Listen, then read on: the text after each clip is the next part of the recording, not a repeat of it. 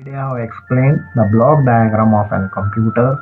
Click on like and subscribe button after watching the video. Do click on like and subscribe button. This is the pictorial representation of the block diagram of a computer, or we can also say the diagrammatical representation of a computer. The block diagram of a computer. So in the previous video I have explained you regarding what is meant by a computer, that is the definition of a computer. As I told, a computer is an electronic device which will be accepting data and instruction from the user, stores in its memory, processes it and gives the desired result to the user. So the computer will be accepting data and instruction from the user. How it will be accepting? It will be accepting through the input device, which has been shown in this diagram on the left side. There is an input device through which it will be accepting data and instruction, and it will be performing the storage, that is it will be storing the data. So where it will be storing? It will be storing in the memory unit, which has been represented in the middle, that is the main memory, secondary memory, in the box which we have written. So that is a memory unit. Above that one, a control unit and arithmetic and logic unit is there. That whole together unit is called as an CPU, that is a central processing unit, where it will be performing the processing. And on the right side we are having an output device, which is the device which will be displaying the results once the processing has been finished. Now we shall learn in detail regarding the various things which are present in a block diagram of a computer. So first one is an input device. What is an input device? Which is on the left side. It is used for the purpose of giving data and instruction to the computer, and this input device has been connected to a system unit, which has been represented in the diagram. The input device has been connected to system unit by a solid arrow. So system unit, which is present in the middle. And there are many kinds of input devices are available. Among those, the most commonly used input device is the keyboard. The various other kinds of input devices are mouse, light pen, joystick, touch panel, microphone, discs, digital cameras and voice input. Then next we shall see about the system unit, which is present in the middle. This system unit is responsible for the purpose of storing and processing of data and instruction. The storing will be performed in the middle, which I have shown here, main memory and secondary memory. That thing is called as a memory unit, where it will be performing the storing. Whereas the above that one is a control unit and arithmetic and logic unit, that is called as a CPU, that is a central processing unit, which will be performing the processing of a data as well as the instruction. That is, the system unit will be consisting of CPU and memory devices. The upper part is the CPU, that is an central processing unit, and the CPU is the main unit in the computer system, and it will be performing all arithmetic and logical operations, and it is considered as a brain of a computer system. The CPU is considered the brain of the computer system. Whatever the data we are going to provide by using the input devices, all those are processed in this particular unit, that is an CPU, central processing unit. So this central processing unit is consisting of control unit and arithmetic and logic unit. The first one is the control unit. What is a control unit?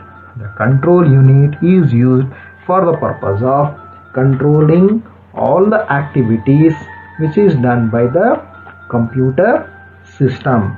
That means the control unit will be controlling and coordinating all the activities of the system to the various units which are present in a computer system. What actually the control unit will do?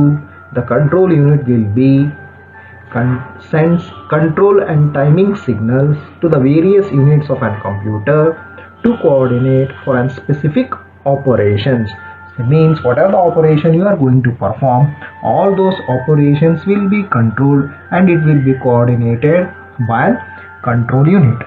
As we can see in this particular diagram, from the control unit we have written a dashed arrow to the input device, to the output device, to the ALU as well as to the memory unit.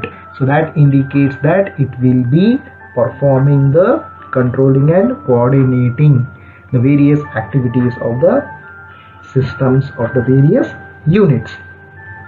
The main functions of the control unit are fetching the data and instructions from the memory, interpreting the instructions, then controlling the data transfer and instructions from memory and to the memory. Then next one is it will be controlling the input as well as the output devices, then the overall supervision of a computer system. The next one is ALU, that is arithmetic and logic unit. It is also present in CPU. This ALU will be performing all arithmetic operations and logical operations. Arithmetic operations are addition, subtraction, multiplication, division and modulus operations. And logic unit, that is it will be performing the logical operations.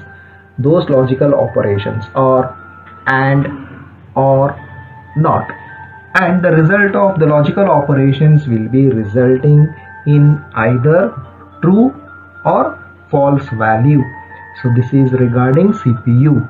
CPU is a central processing unit which will be consisting of two units, control unit and arithmetic and logic unit. Control unit will be controlling and coordinating the various activities of the units of a system. Arithmetic and logic unit will be performing the processing of arithmetic operations as well as the logical operations. Next one is an memory devices. So this memory devices, whatever is present, so this is used for the purpose of storing data and instructions which has been given by the user. How the user will be giving? He will be giving by using the input devices. So this memory unit, whatever is there, or a memory devices, whatever is there, that is measured in terms of bits, bytes and words. What is meant by bit? A bit is a binary digit, either 0 or 1. Then byte. A byte is nothing but a sequence of 8 bits. A sequence of 8 bits. Word. A word can be defined as a sequence of 16 bits or 2 bytes. 16 bits or 2 bytes. And the computer memory, whatever is there, it has been divided into 4 types. And here in this diagram they have shown only 2, main memory and secondary memory. Other than this, it has a CPU register and cache memory. So first one we shall see CPU registers. The CPU registers hold a limited amount of memory during executions and they are inside the CPU. That means it will be present inside a central processing unit. It is a limited amount of memory which will be used during execution. The next one is a main memory. Main memory is also called as an primary memory, or just a memory means a main memory, which will be holding the data and instructions in the power supply lost.